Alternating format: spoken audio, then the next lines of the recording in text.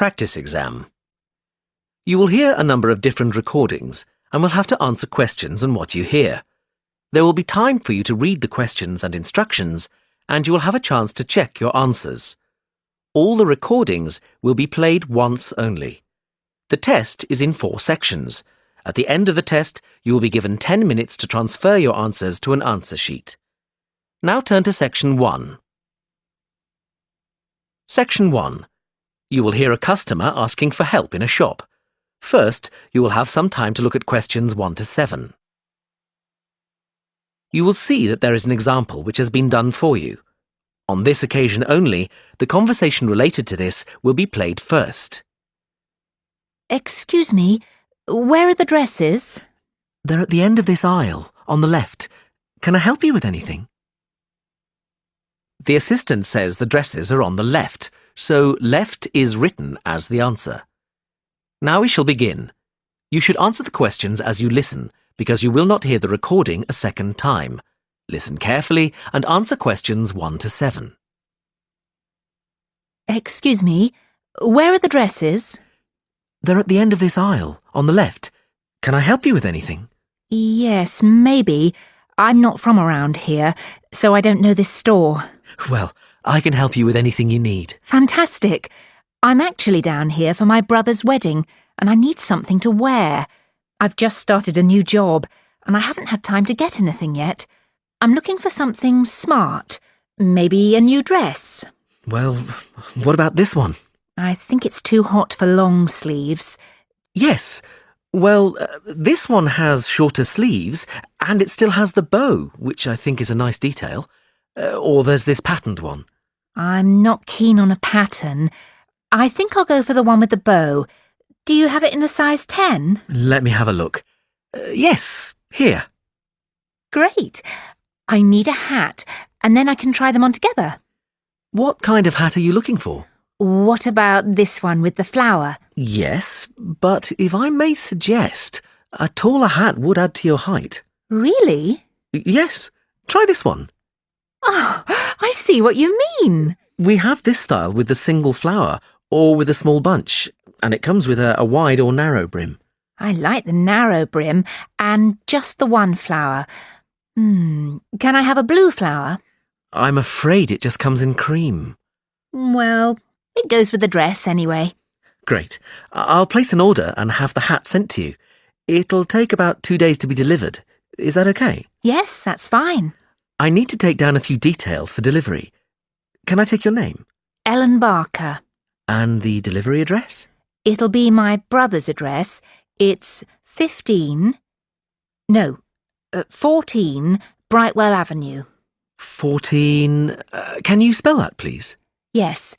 BRIGHTWELL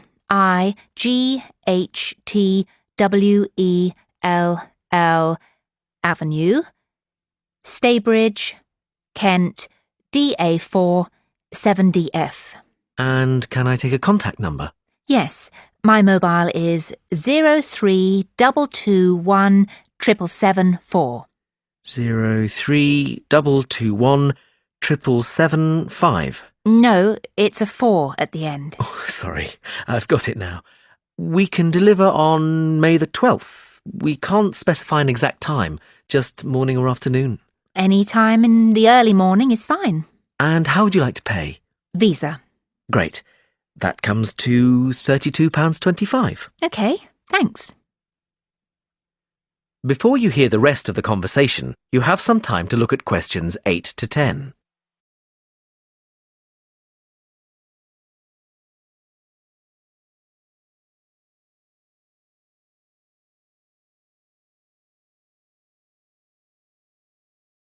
Now listen and answer questions 8 to 10.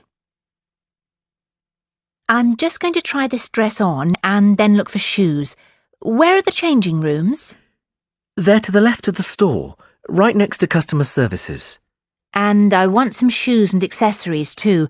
Where can I find them? The accessories are in the women's wear department.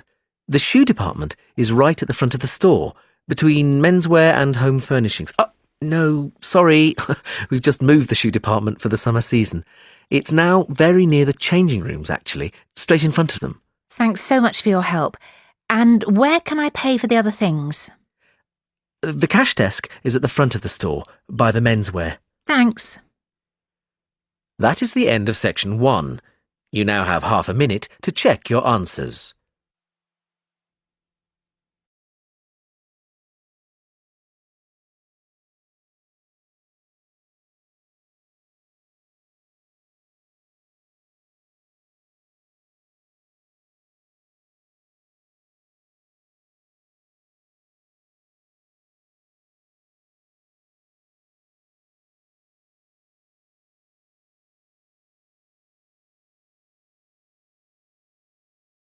Section 2.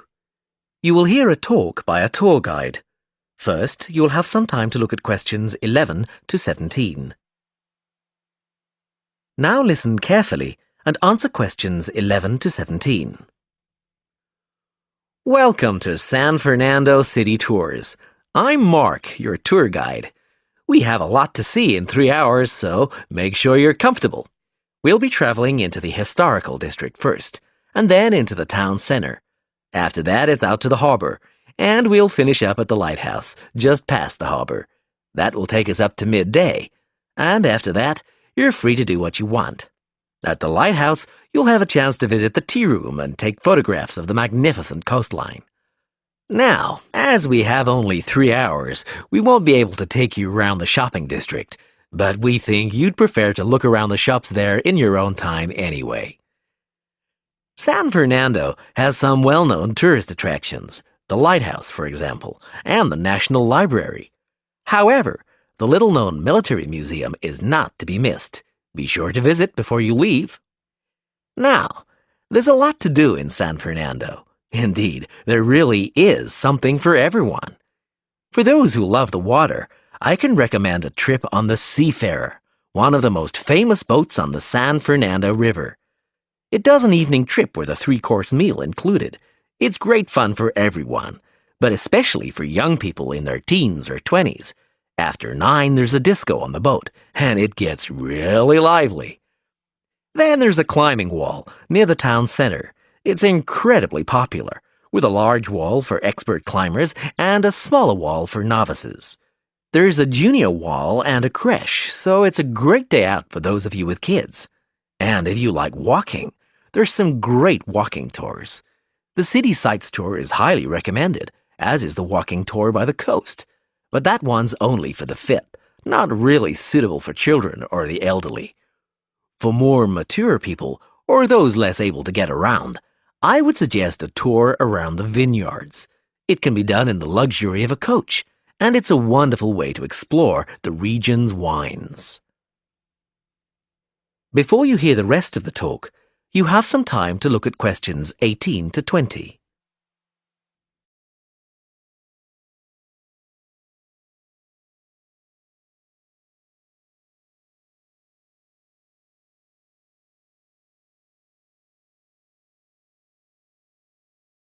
Now listen and answer questions 18 to 20.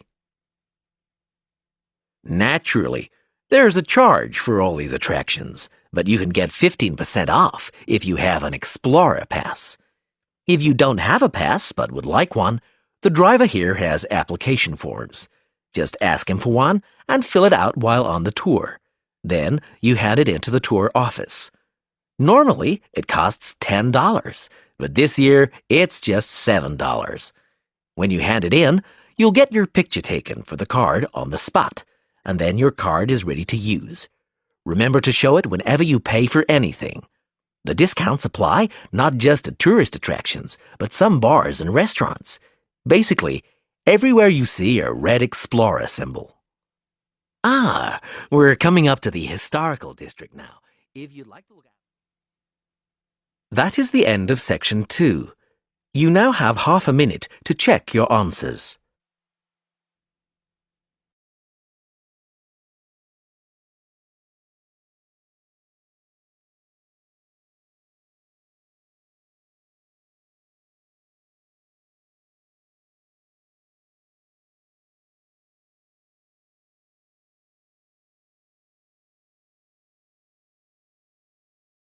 Section 3. You will hear two students and their tutor discussing a wildlife presentation. First, you will have some time to look at questions 21 to 26. Now listen carefully and answer questions 21 to 26. Hi, Katie. Hi, Ian. Come on in. Hi, Professor Gordon. We wanted to talk to you about our wildlife presentation next week. Have you decided how to organise it? Yes, Professor. At first, we were going to focus on the cat family, but then we decided to talk about nocturnal animals instead. Yes, good idea. And how is your planning going? It's going well. We think we have enough material for 20 minutes. The advantage is that there are so many visual aids we can use. We found lots on the internet which we think will be really interesting for people. The problem is that this topic has been hard to narrow down. If anything, we've got too much information for just 20 minutes. How do you think we could narrow it down further? It is a broad subject. There are a few ways you could do it, but I'd recommend just looking at a representative sample of nocturnal animals, just 4 or 5. Yes, and maybe we could choose one animal from each continent, or a land creature, a marine creature and a winged animal. I like the idea of separating it by different types of animals. And if we limit the detail, we'll definitely have enough time. But don't limit the detail too much. Also, think how you're going to interest the audience. Well, we're going to have a picture for each animal so we can talk through the picture. That's a nice idea, but don't limit yourself to pictures. If you can find any clips of the animals, use them. Showing brief video clips can keep an audience interested. I'll look on the internet tonight. And think of questions to ask your audience. People like to be involved. Yes, that's a great idea. Anyway, Professor, we've been practicing our presentation and we'd like to show you a small section. Is that okay? Well, we just have a couple of minutes left, but go ahead. Before you hear the rest of the conversation, you have some time to look at questions 27 to 30.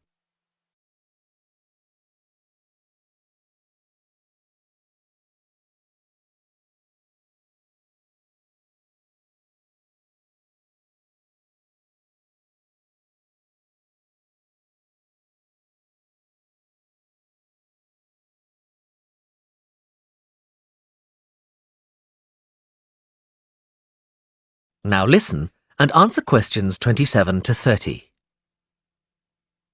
Well, we were thinking of presenting each animal with a picture and describing their physical characteristics. Okay, but not in too much detail. That's just background information. We'll start with the jaguar. I'll introduce it by saying that the jaguar is a nocturnal animal and the only species of the genus Panthera to be found in the Americas. Like any cat, it has whiskers and it can move quickly. Its spine has great movement, meaning a jaguar can take long strides, sometimes up to 5.5 meters. This can make it a deadly predator, as you can imagine.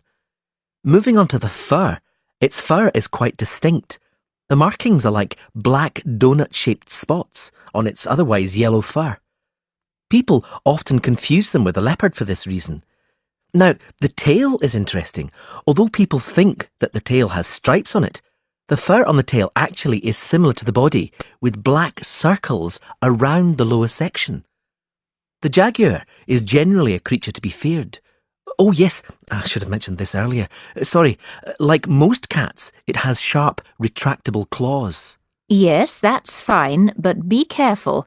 The jaguar is usually thought of as nocturnal, but strictly speaking, it's crepuscular. In other words, most active between dusk and dawn.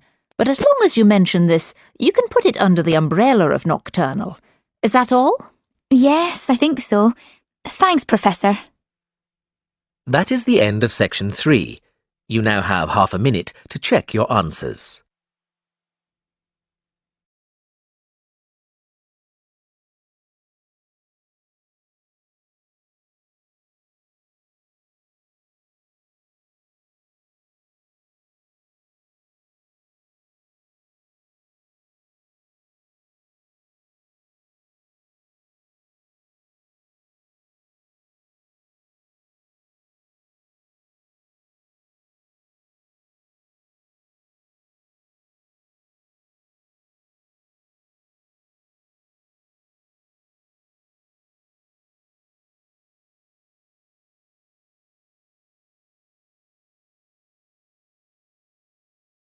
Track 39.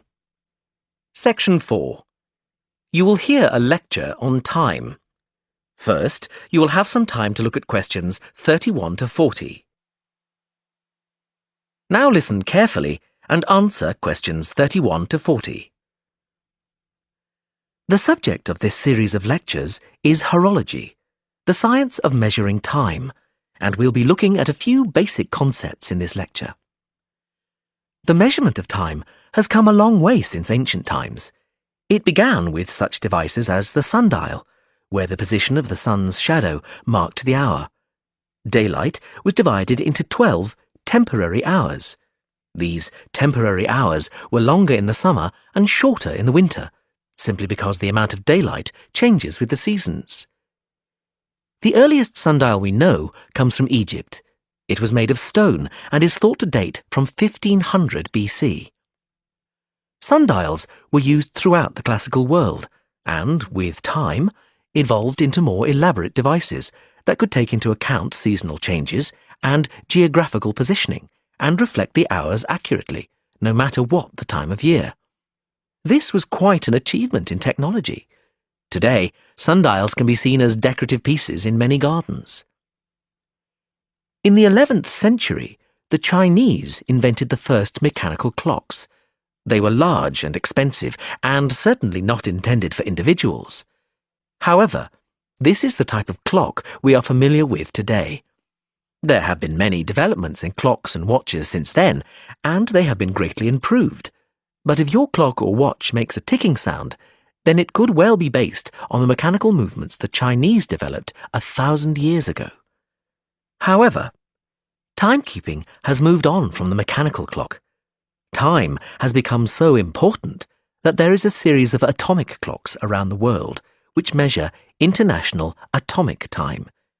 Even though many countries have their own calendars, globalization has made it essential that we measure time uniformly. That we know, for example, that when it's 6 a.m. in the United Kingdom, it's 2 p.m. in Beijing. This standard was set in 1958. Now these atomic clocks are situated in over 70 laboratories all over the world. There is so much to cover about the development of time measurement that I would like to refer you to the reading list. The core text is The Development of Time, Theory and Practice, but there are many other useful texts. A good grounding in the subject is given in Understanding Time by J.R. Beale. Although some sections lack detailed analyses, it does offer a good foundation. Also, Time, Concepts and Conventions is quite a useful read. You might think from the title that it's about the philosophy of time, but this isn't the case. Rather, it gives a good description of how different countries have different approaches to time in terms of calendars and days. Lastly, The Story of Time by David Harris analyses time in great detail, and I would recommend this book if you are aiming to specialize in horology. Now, we're going to continue with an in-depth look at lunar and solar cycles. That is the end of the listening test. You now have half a minute to check your answers.